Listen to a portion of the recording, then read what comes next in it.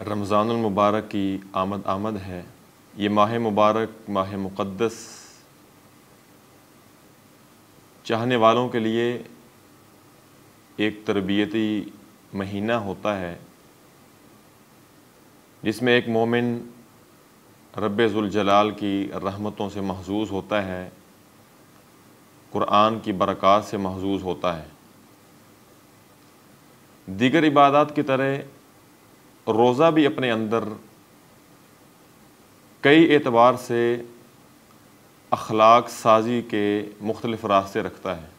یہ روزہ انسان کی خالص اسلامی تربیت کرتا ہے، ایسی تربیت کہ انسان کا پورا جسم، انسان سر تا پا سراپا ایمان اور سراپا دین بن جاتا ہے۔ روزے کے جہاں کئی اور اخلاقی پہلو ہیں، وہاں ایک پہلو یہ بھی ہے کہ روزہ انسان کی بے لگام اور موز اور خواہشات پر کنٹرول کرتا ہے، انسان کی خواہشات پہ پہرے بٹھا دیتا ہے کہ انسان کی خواہش کبھی بھی اسے جادہ مستقیم سے منحرف نہیں ہونے دیتی۔ رسول اللہ صلی اللہ علیہ وسلم نے فرمایا کہ 3 چیزیں ہلاکت کا باعث بنتی ہیں، 3 چیزیں انسان کو ہلاک کر ڈالتی ہیں۔ ثلاث مہلکات، 3 چیزیں ہلاکت کا سبب بننے والی ہیں۔ ان میں سے سب سے پہلی چیز شح مطاع، ایسی بخیلی جو انسان کو اپنا فرما بردار بنا لے، اور وہ ہوا متبعا، اور ایسی خواہش کہ انسان جس کا متبع بن جائے، پیروکار بن جائے، اس کا فرما بردار بن جائے، آنکھیں بند کر کے خواہش کی تکمیل میں مصروف ہو جائے۔ اور تیسری جو مرض ہے اعجاب المرء بنفسہ، کہ انسان کے اندر عجب اور خود پسندی کی بیماری آ جائے۔ تو دوسرے نمبر پر آپ صلی اللہ علیہ وسلم نے فرمایا کہ وہ ہوا متبع، ایسی خواہش کہ انسان جس کا پیروکار بن جائے، اس پیروکاری کا نتیجہ یہ ہوتا ہے کہ انسان ہلاکت کے گڑھے میں جا گرتا ہے۔ اسی لیے رسول اللہ صلی اللہ علیہ وسلم نے نفس اور خواہش کے خلاف جہاد کو، مجاہدے کو بہترین مجاہدہ قرار دیا ہے۔ نبی رحمت صلی اللہ علیہ وسلم نے فرمایا افضل الجہاد ان یجاہد المرء نفسہ وہواہ، بہترین جہاد یہ ہے کہ انسان اپنے نفس اور اپنی خواہشات کے خلاف مجاہدہ کرے، ریاضت کرے ان کے خلاف۔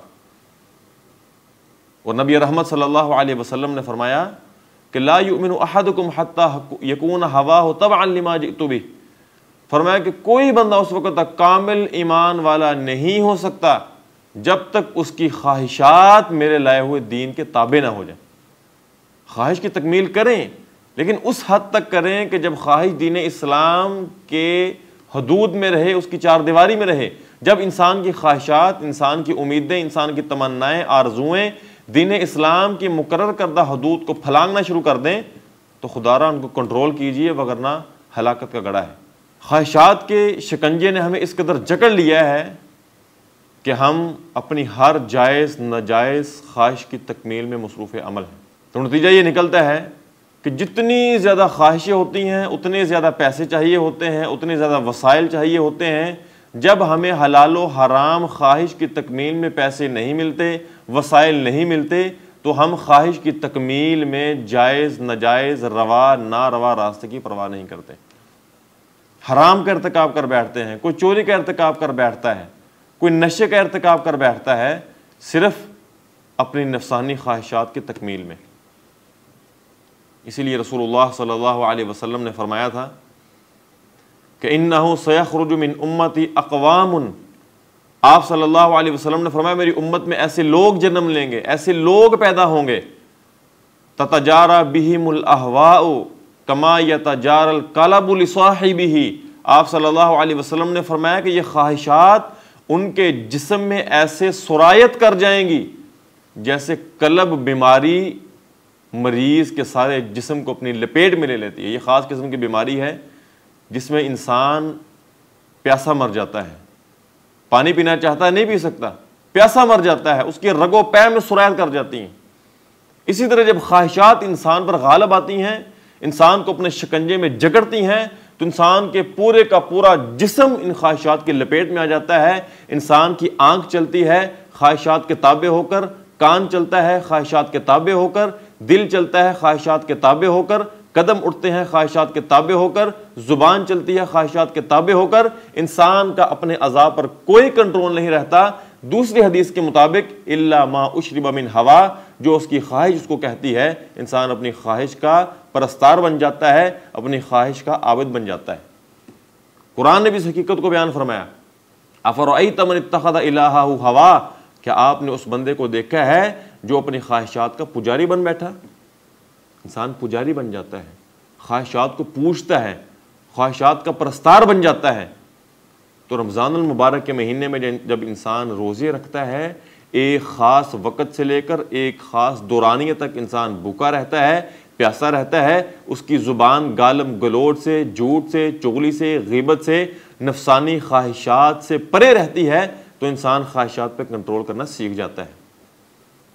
کہ اللہ کا یہ فلسفہ ہے، حکمت ہے، کیا میرے بندو تم نے اس وقت سے لے کے فلاں وقت تک حلال خواہشات سے بھی پرہیز کرنا ہے، حلال چیزیں ہیں کھانے کے لیے، پانی ہے، کھانا ہے، سبزیاں ہیں، گوشت ہیں، بیوی کے ساتھ ازدواجی تعلقات ہیں، یہ بھی نہیں کرنا ہے۔ تو انسان جب اس پورے مہینے میں اپنی خواہش پر کنٹرول کرنا سیکھتا ہے، تو اگر انسان اپنی اس عبادت کے اثر کو غیر رمضان میں برقرار رکھے تو عین ممکن ہے کہ انسان اپنی موز اور خواہشات کی لپیٹ میں آ کر ہلاکت کے گڑھے میں نہ گرے۔ اللہ رب العزت سے دعا ہے کہ اللہ رب العزت ہمیں ہلاکت کا سبب بننے والی خواہشات کی پیروکاری سے اجتناب کی توفیق عطا فرمائے۔